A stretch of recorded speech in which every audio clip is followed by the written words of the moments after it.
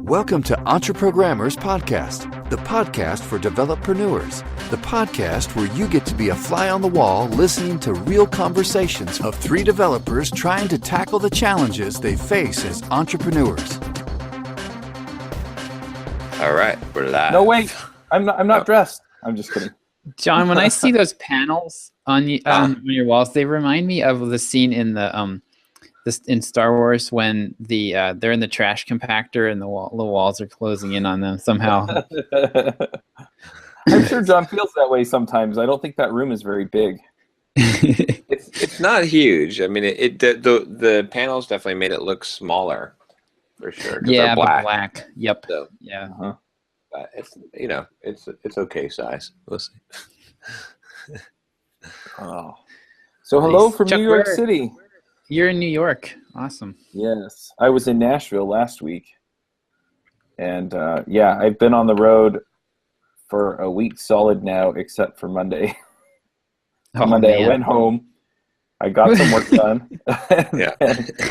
I got on a plane Tuesday morning and flew right back out. Oh my gosh. Yeah, so we're here for one of my co-hosts is actually hanging here because he's already checked out. But oh, cool. Anyway, we're here for Microsoft Connect. And, okay. It's kind of their big. We invite all of our big customers to come out and hang out and meet our people and stuff. And they invited us to come and interview some of their stuff or some of their folks. So we got a whole bunch of project managers over various projects at Microsoft. The iOS podcast actually got to interview one of the corporate VPs. Oh, nice.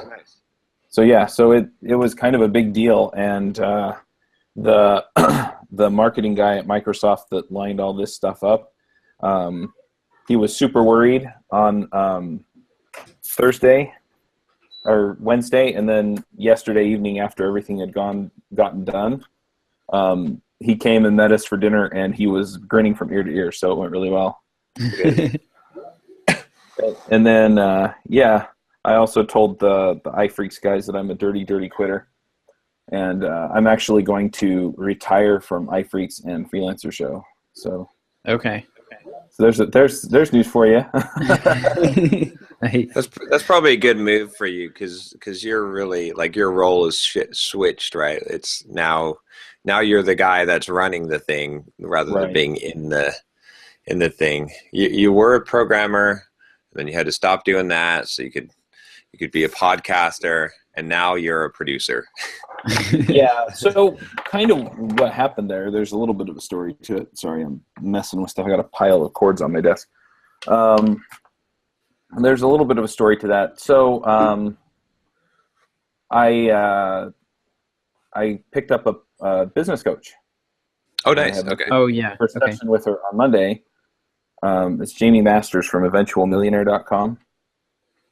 And anyway, so we had a good long talk, and yeah, she's like, well, just looking at what you're getting from iPheaks and Freelancer show, she's like, it's not worth it for you. Like, you can do a lot more good for a lot more people if you quit those shows, right, and and focus on the ones that have the reach. And I like talking to those guys, but yeah, that ultimately it's true.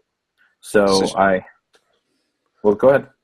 I was just saying, so she kind of fired you, if I'm reading between the lines correctly. Yeah, kind of. So yeah, okay. What I did is I made an arrangement with. I haven't talked to the Freelancer show guys yet. Hi guys, if you're listening, sorry. This is where you get your news. All right, you want to figure out if you're working today, if you're fired, if you're you got to go to live watch Entreprogrammers. We make it happen here. This is it. Yeah. Well, we called the election. We called the election. Okay, we called the presidential election for the United States. If you don't remember, way back before Trump even announced that he was running. I've got it on video. You got to go back, and I said it. So right. This is where the news happens. Yeah, but anyway, it was really interesting. So yeah, I'll let them know before this gets released. I know one of the guys actually listens to this show, but yeah, I'm pretty sure he doesn't watch live. So Anyway, so I'm going to pull out of those shows, and what I've done is I talked to them because my costs for hosting and having the shows edited comes out somewhere around $550. And so I just went, yeah, per month. Okay. So I went to those guys and I just said, actually, it's a little more than that. But anyway, I went to them and I said, look, you currently have a sponsorship that's worth $600 a month. So if you want me to, I will just continue to collect that sponsorship and I will do all the production for you. So you can continue to host on devchat.tv. You'll be part of the network. You know, I'll keep paying the editor to edit the show. And that way you just have to show up and record. And the rest of it all magically happens. The transcripts, all of it. And they totally went for that. And I said, look, you know, if you find other sponsors, do whatever you want with the money. No, Right? no, don't do that. No, you own this brand. This is yours. You like, yeah, like either kill this thing or own it. Like this is you, like you're running a business here. Like, I mean, you built this brand up, you put in the hard work, like there's a lot of investment in this. You got to keep the ownership of this, you know, like I would not give out the money from any other sponsorships for it, you know? Yeah. But the thing is that I'm really not going to be doing anything. I'm not going to be doing any work. I'm just going to be paying the editor. You're producing it. You're the producer. You're supposed to not do any work. I mean, but you're doing the hard work, really. It's the coordination of the stuff. It doesn't matter if you're on the show or not. In fact, that's the model you need to move to for all your shows, is to not be on the show, to be the one producing the show. Eventually, you know, I think that's the only way that you can scale this, really. I mean, maybe there'll be some shows that you're like, I love doing the show, so you do that show. Or maybe you start a new show that's more of an entrepreneurial business show that you know is directly relevant to what you're doing. But yeah, you got to keep those brands or kill them. I get where you're coming from. Like I understand you're like, well, I'm not really doing anything, so I shouldn't collect the cash for it. But it's not true, because you invested a ton. I mean, you've got the infrastructure, you invested in the brand, you created so many episodes, you coordinate everything, right? You built this to be what it is.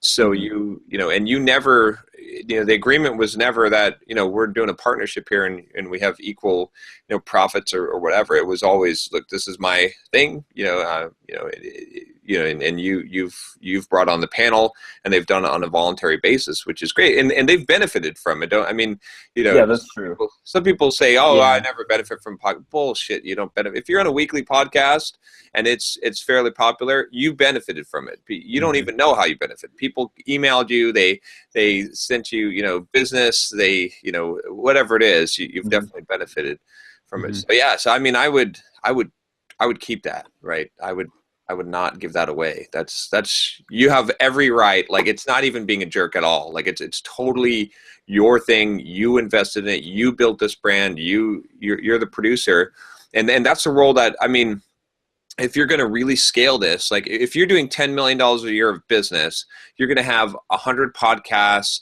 where you're not on any of them, and you coordinate and edit them. You know what I'm saying? Like, I'm just thinking, like, this is the model that you're going to have to really do. If you think about, like, I mean, look at the book publishing industry, right? What the heck do they do? That's they get 90% of the profits. They give 10% to the author. The author does, you know, the hard work, you know, technically. But what they've done is they have made the thing happen, and they've gotten the distribution for it. And that's the thing. That's You've got the audience, and you've got traction. You know, if they went and tried to start their own iOS podcasts without your network, they're going to have they'd have to start from zero. Yeah, they're going to have a much you know, steeper hill to climb. One thing you could consider. So you've kind of already said to them, well, you know, if you guys can keep the sponsorship money, so maybe the cat's out of the bag on this one. But one thing you could consider in the future would be having some kind of revenue sharing model, where if people do go out and get you sponsors that you don't have to work for the podcast, that they get to split that with you somehow. So make it Yeah, almost well, turn that's them what I into told them. commission sales. It was that I said, look, if I find you a sponsor, then I'm going to take my cut.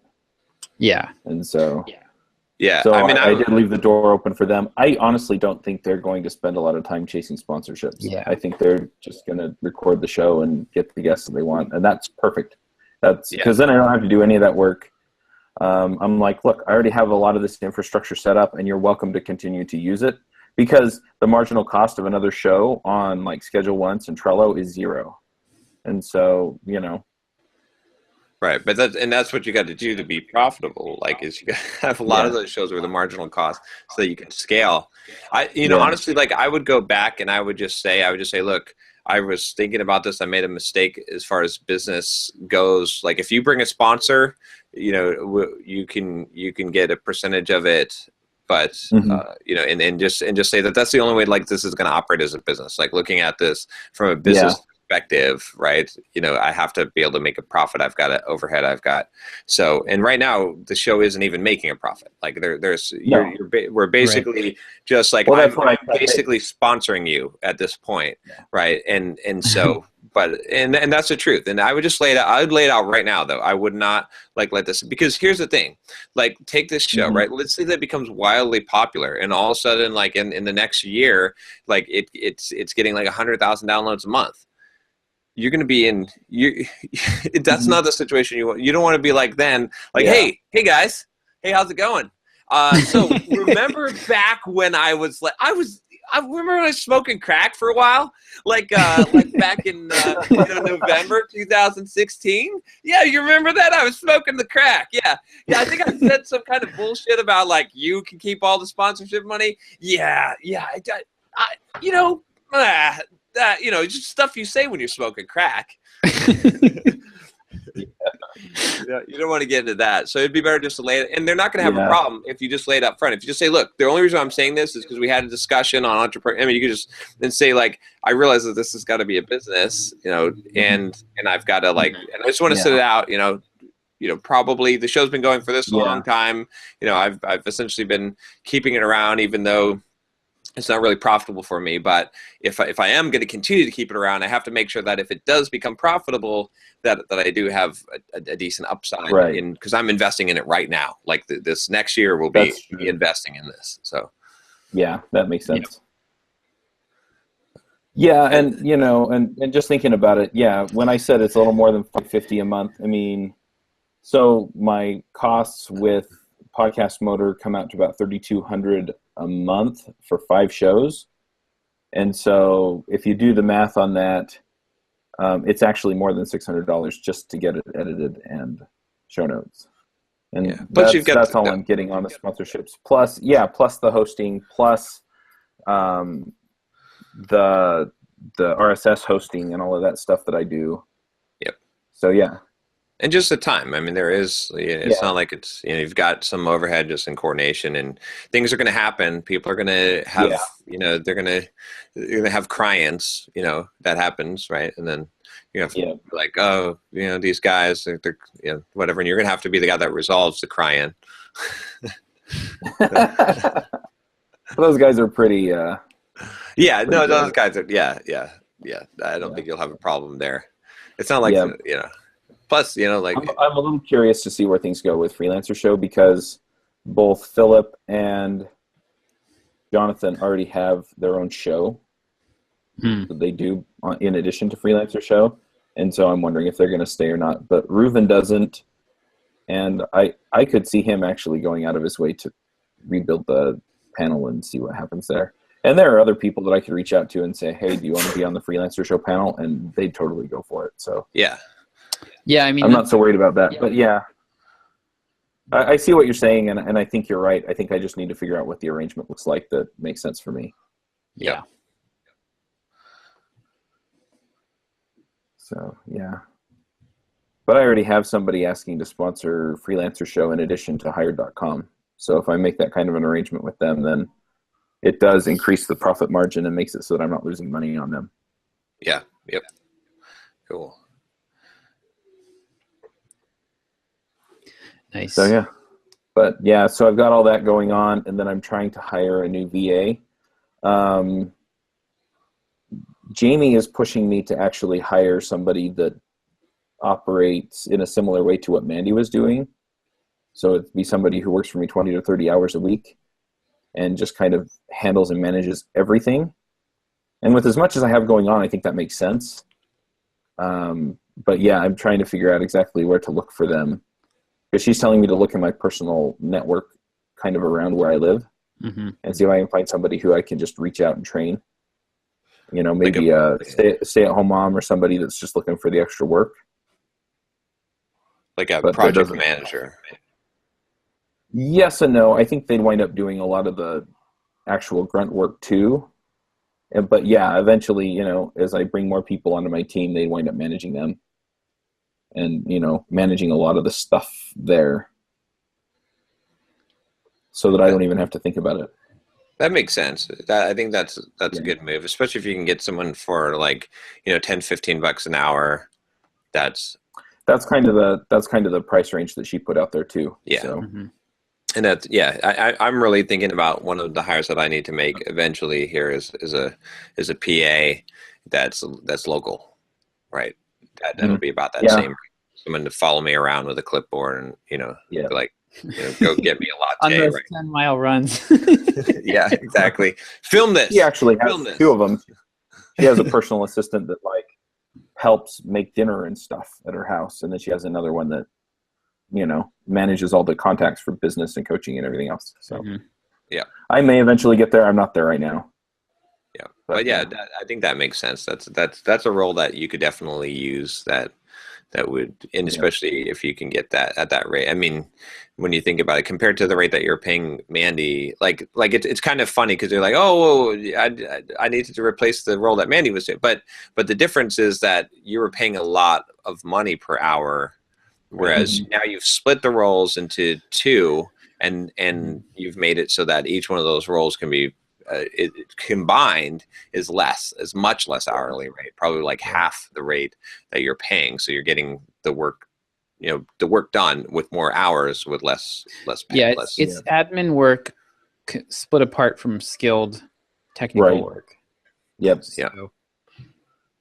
So yeah, so it's looking like that's a direction I'm going to go, and then I'm trying to get standard operating procedures written for how to organize a conference, so that I can mostly just jettison the whole thing onto whoever I wind up hiring as this personal assistant, and just say, look, you know, here's how you find the people you need to contact, and you know, here's what you have to do to get them together on the schedule, etc.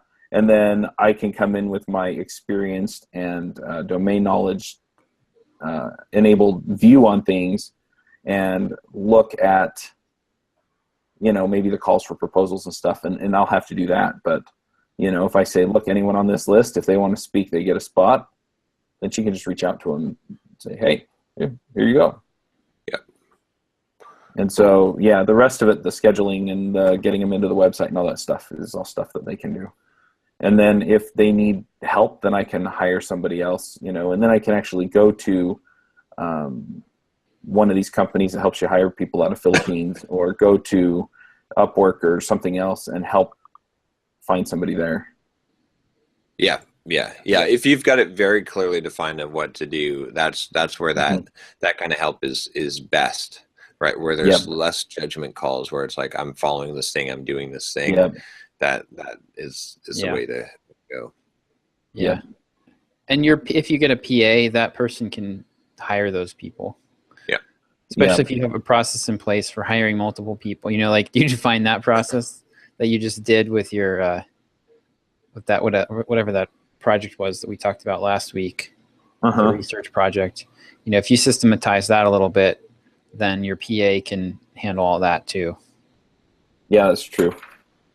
Yeah, I'm kind of excited for the possibilities there, and then I'm kind of tempted, but I don't know if I can. I don't know if I can get my wife to go for it, but I'm kind of tempted to actually hire somebody to drive my kids to school in the morning. Yeah, do that if that gives you more time. Shit, yeah, might as well. It'd give me a ton more time. You know what you can do? I just get an Uber driver that has a business card, or put it like, you know, and I've seen people do this actually. They actually drive their kids to school, and you got the same Uber driver every day, and he's just driving your kids to school. Like, yeah. I mean, we could carpool, but in the morning we have 3 kids that have to go to school, and pickup is 4 kids because my son's in afternoon kindergarten. Of course, my wife goes and picks them up, but she drives down there and she actually sits in the parking lot for a half hour until they come out because she likes being at the front of the line. And whenever I have to go pick them up, I leave when they get out of school so that I can pull up, get them in, and go. Yeah. How far away is it? Just like a mile or 2, or? It's 20 minutes. Oh gosh. 20 minutes. Yeah. I mean, by the time I drive down and back, it's about, it's not 20 minutes away. It's about a 25-minute round trip. But yeah, it's frustrating too, because then I come back and it's hard for me to get into the mode of going and moving and doing all that stuff, where if I could just pack their lunches, send them out the door, and then go upstairs, I could be productive earlier. Yep. And ultimately what that would translate to is me getting done earlier, and then I could go and spend more time with my kids when they get home from school. Yeah, it would be like more. That's how you sell it. Yeah. More quality time. Yep. Yeah, you might even be able to find someone that lives near you that is taking their kids to school and just throw them $20 or something, something not very expensive at all, because they're doing it anyway, and they'll be glad to make a little bit of extra money.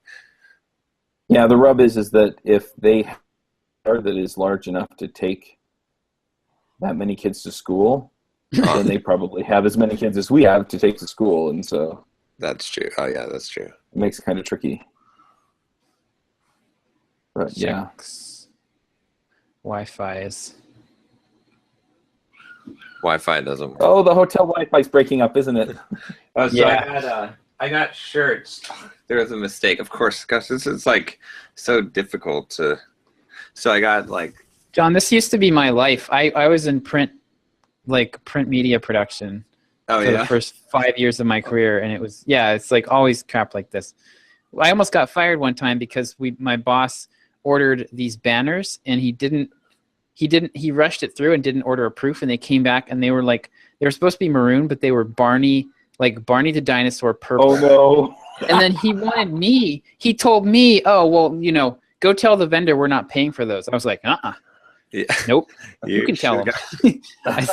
I said, yeah, we ended up doing an all office. I have such problems with authority. We ended up doing this in public, because he a couple times he sent an all office email to 25 people and called me out about something, and I hit reply all. This is why I work for myself now.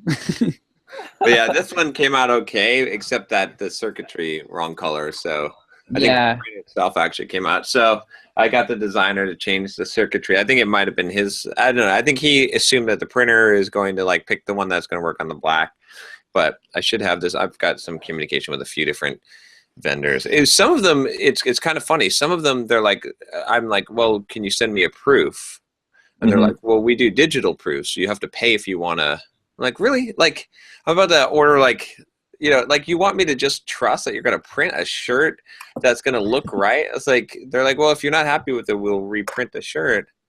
I'm That's so wasteful. Yeah, you should just send me a damn proof. You know what I mean? It doesn't make sense. This is not like a logo or something. This is like a shirt that I'm pretty damn picky about. I need to know. I need to not only do I need to make sure that it's printed correctly, that the print is quality, that I like the shirt, that the shirt is quality, that if I wash the thing, that the stuff doesn't come out. So I don't know. I've got it kind of worked out. I didn't expect it to be that big of a hassle, but the thing is, this is a one-time thing, right? I was thinking about this. It's there's a lot of things in life that are one-time things that you just got to bite the bullet. It's because once I have this figured out and I have this set up and I can sell a t-shirt, then we can sell other ones, or we can sell hats, or we can sell whatever. We've got a vendor that we've got the process set up in place. So we need, this is our gateway to merchandising, which is going to be another revenue source. So How are you looking at the merchandising? Because I see the t-shirts and stuff, and I know that people want that kind of swag for the shows. But like even on Teespring and stuff, when we put them out there, if I add $2 or $3 profit margin, they're still paying like $30 a shirt. Well, I intend to sell them. My plan is $30 a shirt, and I think that's a decent price. Like the shirts will probably honestly cost me somewhere between like $12 and $15 per item. Maybe it'll be a little less, but somewhere around there by the time it's all said and done. And I'll have some stickers in there too, which I printed up. Where did my stickers go? I don't know. I had some stickers. Oh yeah. Let me grab that real quick. Yeah, I get stickers from Sticker Mule and hand them out at conferences and stuff, but I know people want them. And use free what? Sticker robot. Oh. But they're pretty good stickers, I think. They're nice, high quality. It's hard to tell from the camera, but the plan. What I was thinking was like, okay, so our profit margin is maybe like $15 per item, maybe, right? Maybe it'll probably when all is said and done, because you know how it'll probably be $10 per item. But I think but the thing is, I'm going with the highest quality shirt possible, right? Like I've basically told, like, I'm not doing like a cheap shirt that feels like you're wearing cardboard, right? It's like these are like the one I'm looking at now is a poly blend, like a tri blend actually shirt, which will look nice and feel nice and be an expensive quality shirt, like American Apparel shirt. And then the print, like I'm not just putting the logo on there. I've got a design, the trust the process like that. So when you're paying the $30, I want you to be like, oh damn, this is like this is not just like someone's swag that just has their logo and is advertising their thing. This is like a cool shirt that like someone designed that is something that I would just want to wear. So I think that's kind of the angle that I'm going. It's like, this is premium stuff. This is going to be high-end premium. So as opposed to just, okay, we're putting up a bunch of shirts with logos, which, I mean, you can do that really quickly, right? Like if, like you said, there's a lot of vendors out there where you can just drop a logo and now you've got like Cafe Press, for example. Yeah. And you can sell mugs and shirts and stuff. We're not going that route. We're going a different route. So that's kind of the idea there, is that it's going to be something exclusive that you really want to get, that is, is not just the standard shirt with a logo. Well, I like that, but I've looked into drop shipping and things like that too, because I don't want to be the one that's stuffing shirts into bags. I mean, forget that. No. So, I've just had a problem figuring out how to do that at any kind of reasonable margin.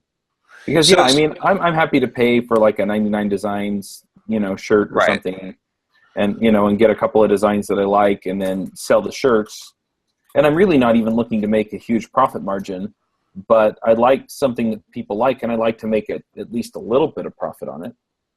Yeah, the thing is, like, there's a bunch of vendors out there that will do it. Like, that's who I'm talking to right now. Is there's a few different vendors, and I'll let you know once I figure it out, right?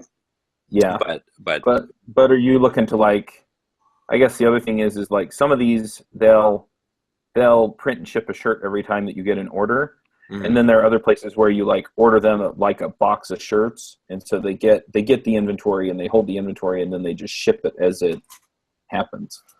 Yeah, so I'm kind of thinking of this as like phase one, right? So you could probably have a higher profit margin if you have the shirts printed from a shirt printer, right? You might be able to get the shirts like $6 or $7, and then you ship it out to fulfillment. There's fulfillment companies that do fulfillment on all kinds of orders, and that'll probably get you the highest profit margin. But it's going to be more hassle, right? Because you're going to have to do orders and manage inventory, and then it's not going to be a huge amount of hassle, and you're going to have to find two vendors in that case. And so, so my plan here is what I've looked at full service fulfillment, shirt fulfillment companies, like logo and branding companies. And so I've kind of narrowed those down. And for those, like, my requirements are, I give you the design, I select the shirt, you can take the orders and ship. Like, you do everything. Like, I don't want to touch it. I want to put up the storefront and not touch it. And there's plenty that do that, actually. There's actually quite a bit of competition in that space. But that's where I want to start. Eventually, you know, we're selling a lot of shirts. Maybe we say, okay, well, we can make $2 or $3 more a shirt if we split out fulfillment and production.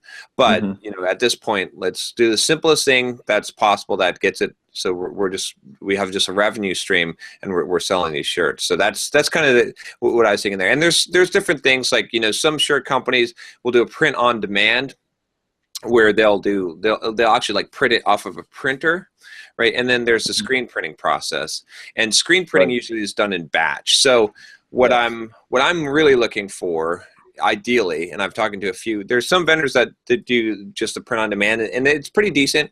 But what I'm really wanting to do is do screen print, where I'm going to batch like 144 pieces, and they're going to hold that inventory in their warehouse, and then pick it when the orders come in. So that's, I've got a couple that I think that will be able to do that, and then I think that's going to be the best option. So.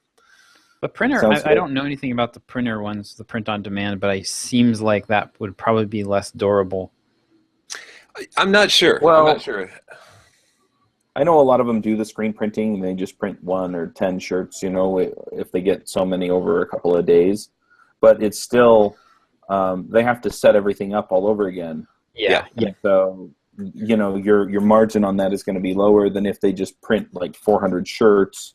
Right. And, you know, ship them out as you go. And if you're willing to pay up front, then I don't see why, you know, these companies wouldn't be willing to do that. Some aren't willing to hold inventory, and some of them try to like sell in batches and stuff. But I want people to get their shirts quickly, so I'm trying to work out the deal there. But about 144 pieces, you know, 200 pieces, somewhere around there is where you get the biggest kind of price break on that. And then that to me that makes the most sense. And then they take it from there, and you don't have to worry about that stuff. So, and then you can integrate usually with like Shopify or, you know, some storefront. We'll have to figure out that piece, but yay, more shopping cart fun. Yeah. I am looking forward to that. To see where you wind up, because this is something I've been thinking about for a while.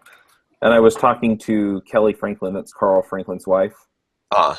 And she said that she was talking to me about Cafe Press and the way that they do things. And so anyway, it was just kind of interesting. Yeah, it's funny. I just got an email from those guys. I love those guys. They're awesome, you know, Carl and Richard, but they have no idea about marketing. And like they could be running a multi-million-dollar business, but they're not. And it's not like their fault. It's not like it's just that they just don't know about this stuff. And it's like using Cafe Press and stuff like that. It's like, you could and selling like a CD on, you know, the music. No, they could be selling something way more expensive and making a lot. I mean, they could be utilizing that list and making a shit ton of money, but yeah, I think you're partially right, but I think also a lot of what they're just doing because they like what they're doing, and they just don't want to worry about that stuff. So it's not so much that they don't know about this stuff as much as it is that they just don't want to care about this stuff. And so they don't even try and figure it out. It's like, Cafe Press, and then people can have our mugs, as opposed to I could make money on the mugs. I don't know. I thought that at first, but when I see like the music to code by and the push for that and stuff like that, I think that is just, they're just unaware of the possibilities there, you know. But I don't know. Maybe I don't think so, but yeah, it'd be interesting to know that. But yeah. Well, someday Josh and I talked about creating a service for Simple Programmer where we'd go through and like a business consulting wing. Yeah, that would be fun. That would be like right up my alley. Yeah, in the software development space, we could basically take your stuff and make it profitable. Yeah. But, yeah. Anyway, one other thing that I've been getting a lot for is just coaching. Like, I had a listener to Freelancer show that emailed and said, "Do you know any freelance coaches?" And I said, "Well, I do coaching. What do you need?" And so we wound up doing 4 hours of coaching. Somebody who listens to this show is going to hire me for an hour's worth of coaching to talk about remote conferences. And you know, it's kind of funny. I'm kind of it feels like I'm going back to hourly consulting a little bit. Yeah. And I'm just like, yeah, not jazzed about that because, I'm trading dollars for hours. I mean, I'm doing it at a much higher rate than my dollars for hours were when I was doing hourly software consulting. But I'm trying to figure out like whether or not I want to sell packages for this, or if I want to just say, okay, well, let's book a couple hours and then I'll invoice you for it, or what. I mean, if it's something you really want to incorporate, that's really the question. Like, if this is something you really want to that's into your business. That's a good question, and I don't know for sure. But like, I keep, it's tempting for me. I'm saying no right now. At some point, I will probably start doing that again because I really enjoy it. That's actually probably the thing I have the most fun with, is like working one-on-one with people and giving them feedback on stuff. But yeah, I think if you were going to do it, if you really wanted to do it, then probably the way I would do it would be to like sell 3 to 6 month blocks make it a bigger commitment up front. You have X number of slots. You've got a big enough list. Honestly, if you, by the time you get to 10,000 email subscribers, you easily ought to be able to have a $10,000 to $20,000 a month coaching business, with like 5 to 10 slots, 30-minute calls. If you look at, John just posted his link for coaching. But yeah, if you also, Brian Harris has a decent model with this where he does like 6 month. You have a 6 month agreement. You meet once a month for 30 minutes. He gives you action. You go through your challenges. He gives you action items, and you've got like he holds you accountable, and there's no refunds.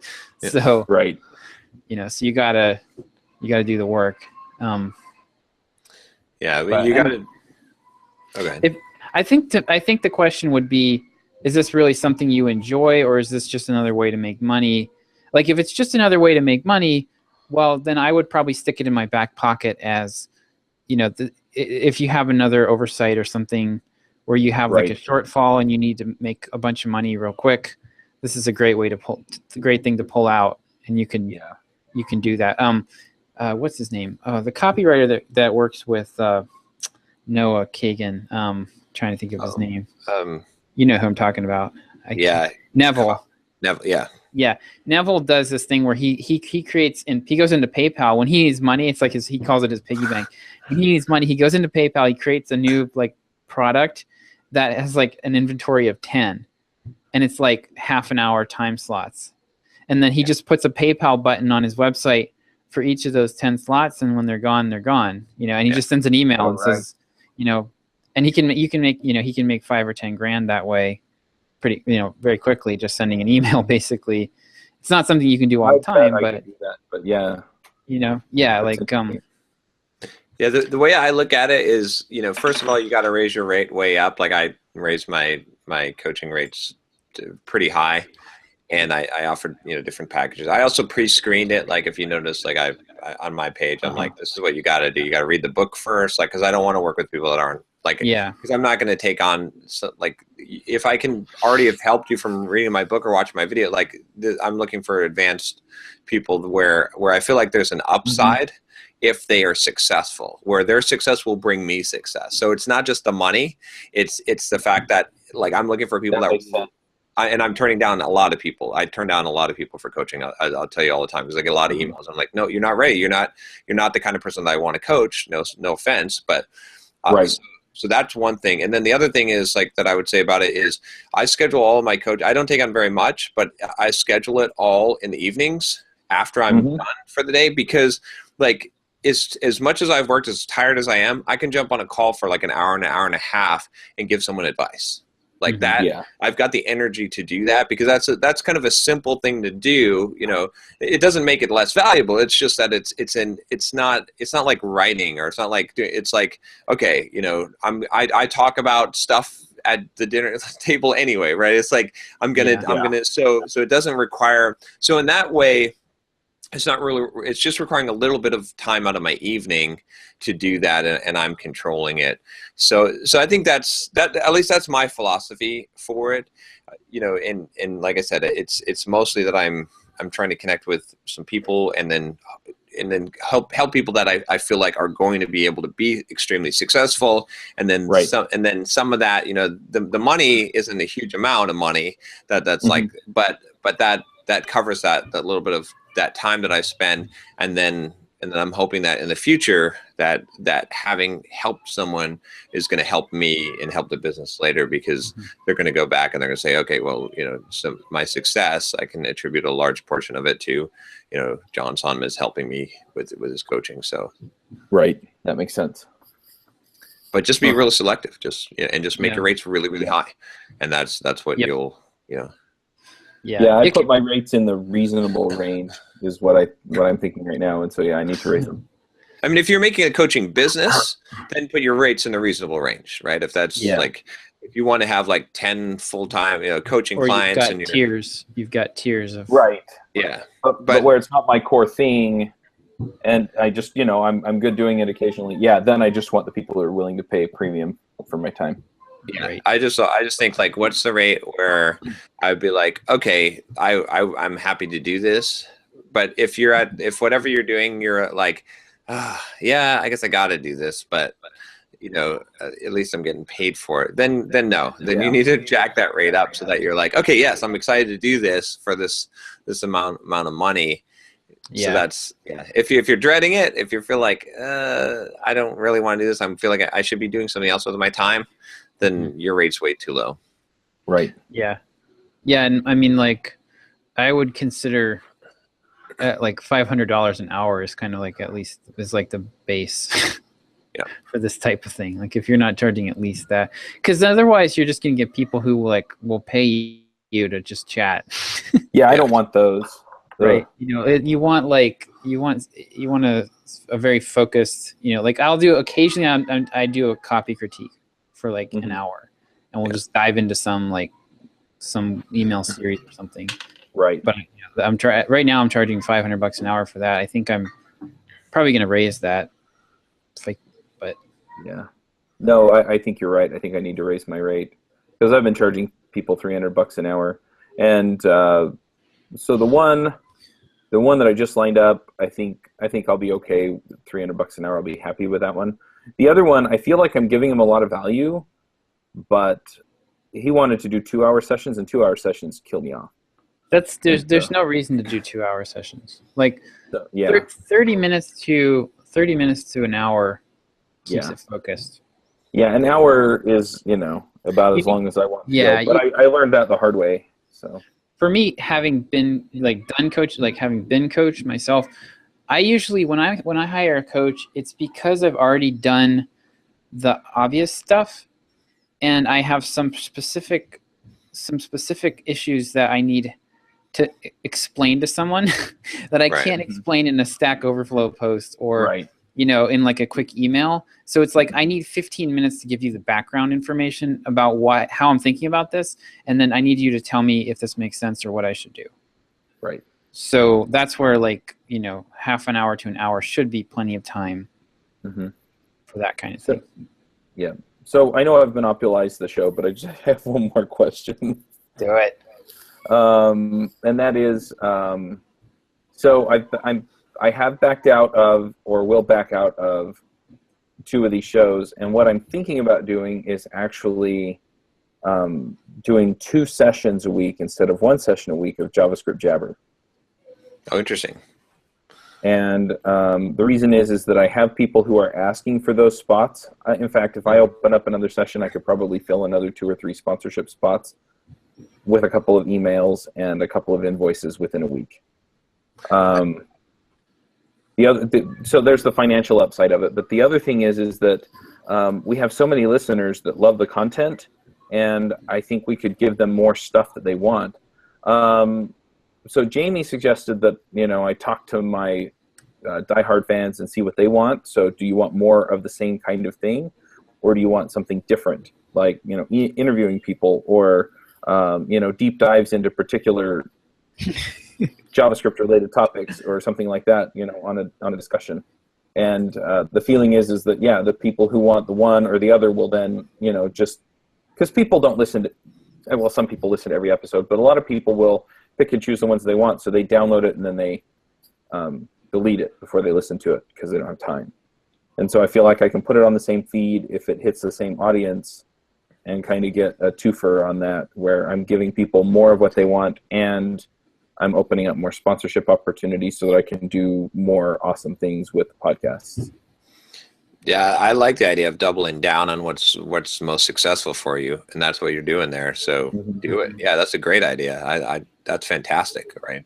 As long as you can get this coordinated and get that, I mean, you're going to have more sponsorship slots. You're going to have more money, very little less overhead. As long as you can line up the sponsors, or maybe you have a little bit of a different format for the show where you don't have to have a guest interview for that second one, because it might be hard to keep rounding up guests.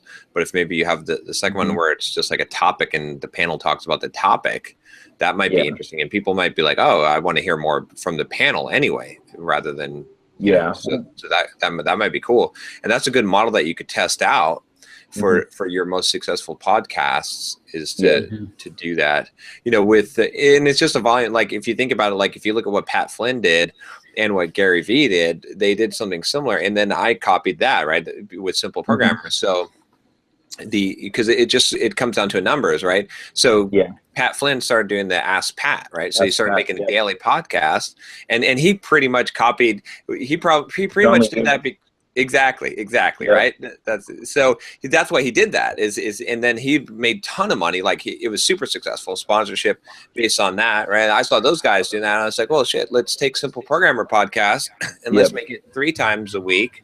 Or and now we're doing daily, right? Every day a new episode comes out, and it's just made the number grow, right? I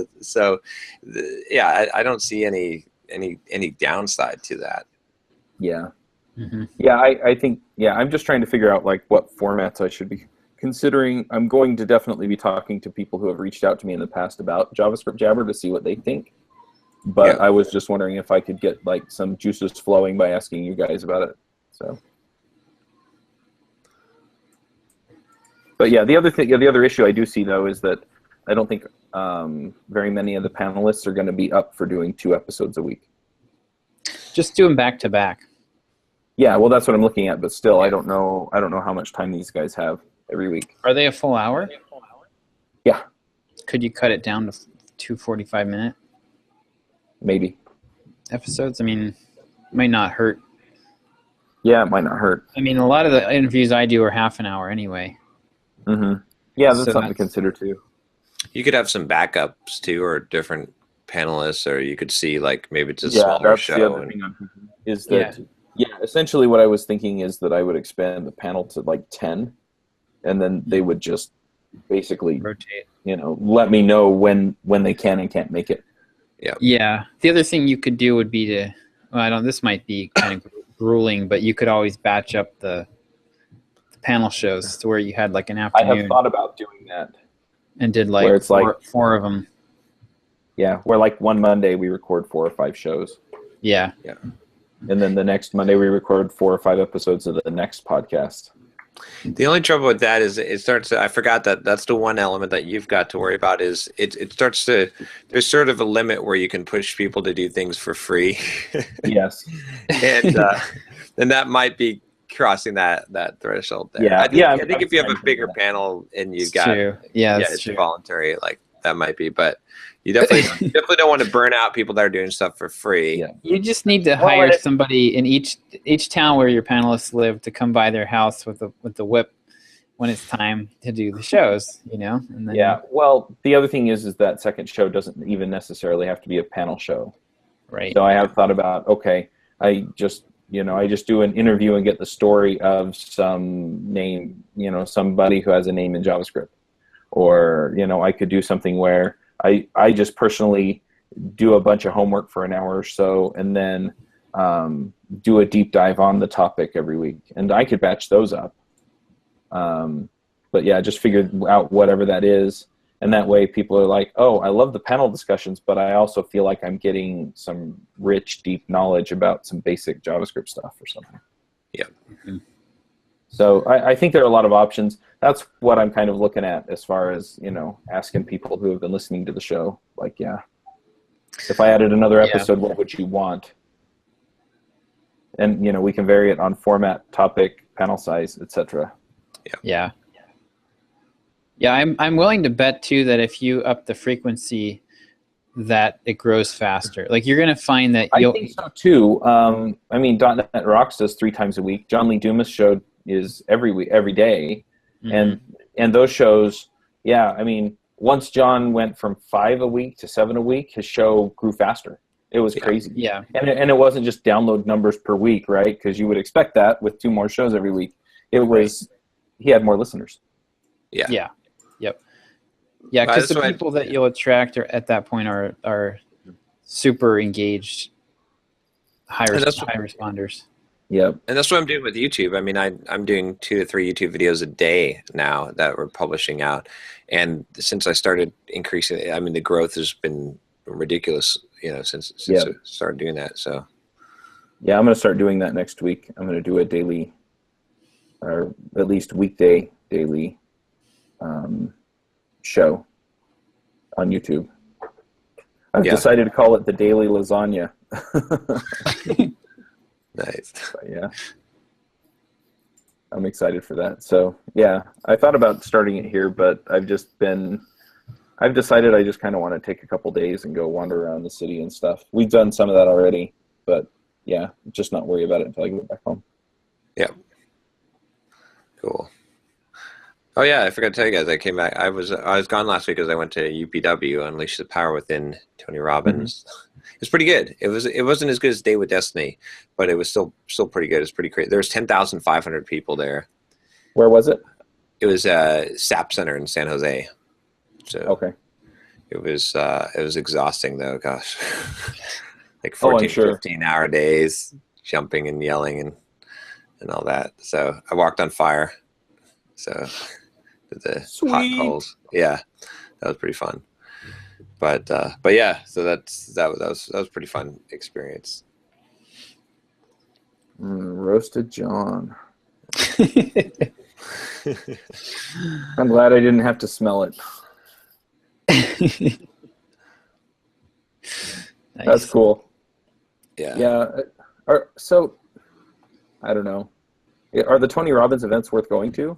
It seems like you're pretty into them, but yeah, definitely. I would say that. I mean, it's definitely something that you should like. If you have the choice between UPW and Date with Destiny, I would pick Date with Destiny because it's more of a transformational type of thing. I mean, I definitely have. There's a market change, like positive improvement in my life from last year when I went to Date with Destiny to now. Like I'm in many ways a different person. Like, I didn't see how much the change was, and there's different things. I'm not just going to attribute it to that. There's, but it was definitely a catalyst for my personal growth.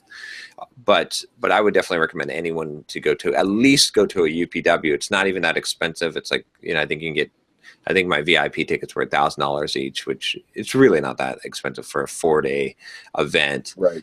And it's just like, I think it's a life-changing experience. I think it's one of those things where it's like you're going to walk away from that experience and you're going to get easily more than $1,000 worth of value, right? You don't have to buy into every single thing. Like that's the thing is like, I don't agree. I don't agree with Tony Robbins' health and fitness stuff. That's fine. Like, but, and there's some stuff that I'm like, I don't know about this, but in general, he's like, talking about really good stuff that I think can really, really help people. And I honestly, I don't, I'm not a plug for it, like I said, but I honestly believe that that's true. And I think that a lot of people like, this is one of those things like, I'm thinking, okay, who could I send to this event from my family? Because it would seriously change their outlook and benefit their lives. Like I know that this is like, you've talked to people that you want to get through to and like understand, even if they don't quite totally get it, but it's like, if you could just get it, you know what I mean?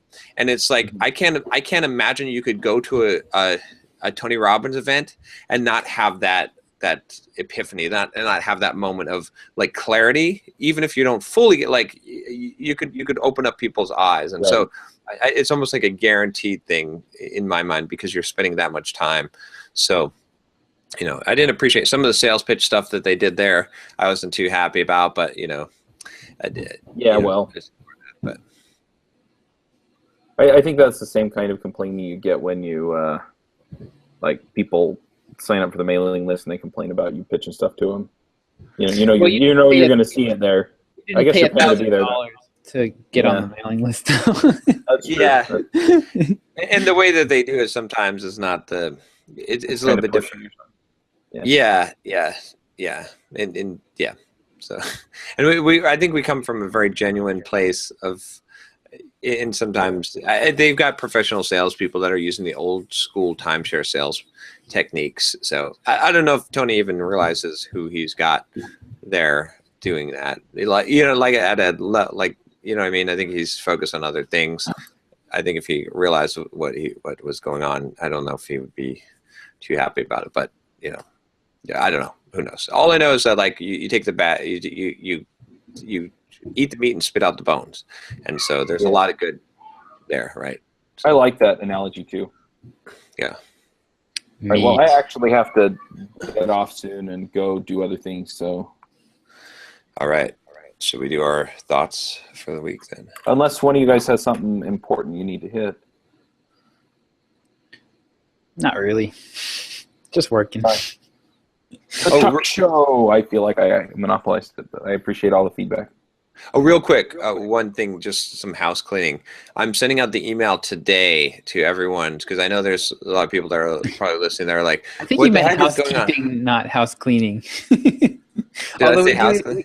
Yeah, we do a lot of house cleaning around here with hiring people too. But. So I'll be sending out the introduction, like welcome email to everyone explaining for the mastermind groups, the process and whatnot. So that I sent the email to you guys. Looks like that's good. So it will basically tell them what they need to do. And basically the plan is that they will just create the artwork for their podcast and come up with a team name, and then we'll create a YouTube channel for them off of one of our channels, and then we'll create the episode or the show in Libsyn for them. Like we'll just handle it, and all they'll have to do is we'll give them the YouTube channel, and they'll just record every week, and and Eric will pick it up and edit it from there, and he'll put on Libsyn and publish it and all that. So sounds good. So yeah, so we're making progress. I'm thinking January. Awesome. All right. I'm thinking about your kids running and screaming. You hear my kids running around upstairs? Yeah, Levi's back from school. I think I'll go. I'll just harp again on the importance of the audience to whatever it is that you're doing, because right now one of the things I'm working on this week is getting display advertising working, like Google display advertising, so AdWords. And I think I've actually got it running somewhat profitably for us now. But it is absolutely amazing to me how you can get hundreds or thousands of clicks. Google will happily sell you hundreds or thousands of clicks. And these are people that that have no interest at all in whatever it is that you're doing, and they won't even stick their email address in a field to find out more. Like it is. But if you get the audience dialed in right, like I've learned that the display advertising is really all about finding these little pockets of audiences that really resonate with what you're doing. And it's more so you actually don't really, I'm not split testing ads or landing pages. What I'm split testing is the audiences and where my ads are showing. And like the ad almost doesn't matter, like it matters later, but first you have to find these audiences that will respond. And then from there you can optimize and you can test the ads and stuff. But so audience is primary. Cool. I think the thing that I picked up this week is just have a template. So one of the things that Jamie had me do was to set up a master schedule for my week. And it's not like this is how the week is going to go, but it tells me where certain types of activities are going to fit in my week. And so then instead of having to decide, okay, what am I going to do and when am I going to do it? It's just, I just plug the stuff in.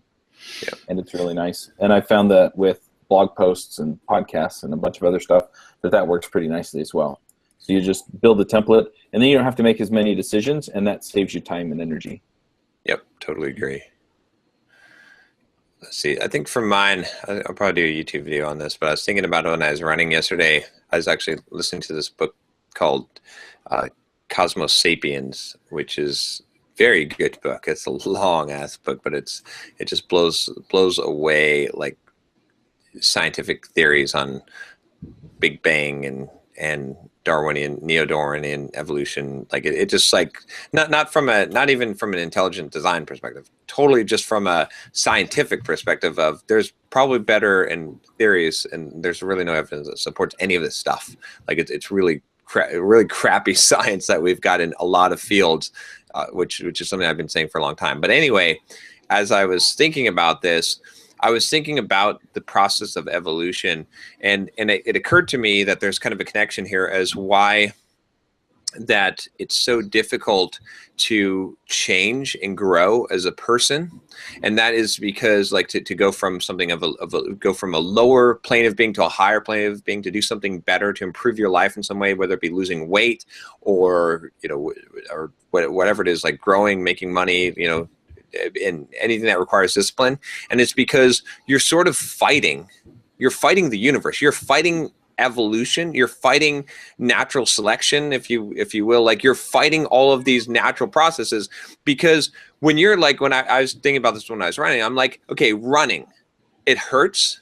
It's not fun. There's no benefit. I don't get any reward. Like I get a delayed reward, right? So anything that requires delayed gratification is sort of going against the habit building evolutionary formula, because you're not getting an immediate benefit from that thing. So in order to, and that's what, so you're fighting like millions of years of biology. Like you're fighting, because the way that most evolutionary thought or process works is that you do something and it's better and you get a reward, and so you do that, right? That's the science behind it. And so when you are actually striving to improve yourself at a conscious level, which only human beings can really do, right? This is what makes us human.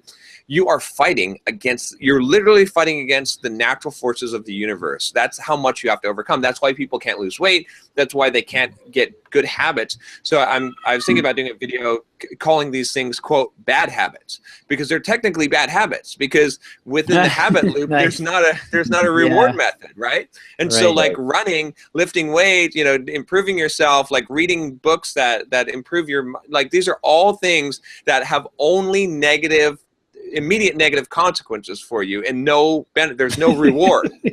There's literally no reward. So but that's the secret to growth, is to do a bunch of shit that has no reward, no immediate reward. We know that it's a long-term reward, but it fights biology. It fights the universe. Yeah. And that's why it's so freaking hard. And that's why so many people fail. That's why so many people live mundane and average lives and never, ever achieve the things that they want to, is because they have to fight that biology. So it's kind of an encouraging thought when you think about it, is like when you're doing this, you are literally, everything is against you, yet you're going to succeed. Like that can help will you to succeed in this area, because that like this is why it's so hard. This is the reason. It's because everything in the universe has essentially conspired against you to prevent you from doing this. And the core of humanity is that you have the ability. You're the only thing in the universe that has the ability to fight this kind of entropy that happens, as far as I guess it's not really entropy, but if you know what I mean. Stasis. Yeah. Well, and it's funny because that's ultimately why gamification works for some people, is because they get the points and that's their immediate payoff. Yeah. Mm-hmm. But it doesn't really work long term. That's the key. That's right. Like I said, for some people for some reason it's like points, or they walk around and they catch Pokemon, and so they get their immediate payoff. But yeah, most people, after a while, that just doesn't quite get it for them, because it's not anything tangible that they can actually latch onto and say, oh yeah, I put pennies in and I got dollars back, or whatever other payoff. So. All right. Next week, Turkey Day. That's right. Yeah, I will be coming to you live from a turkey coma. Yeah. I'm probably not going to be here. I'm assuming none of us will, but Oh, I was planning on being here. It's Friday, not Thursday. Yeah, we're traveling, so. Oh, okay. Yeah, I need to double check with my wife, but I think I can make it. Okay. So John and I may just say crazy stuff at each other about Trump or something. Yeah. I'll just wear my Trump hat, my Make America Great Again hat. That's right. Yeah. I need a shirt that says "Make Ruby Great Again." there you go. I've got a shirt that says "Make America Lift Again." Yeah, I saw that. Yeah. All right. All Well, right, I'm going guys. to go see the Empire State Building and meet somebody for lunch. So Okay. Sounds fun. See ya. All right. Take care. bye. Wanna start a business, but you just know how to code. Listen to John, Josh, and Derek as we figure it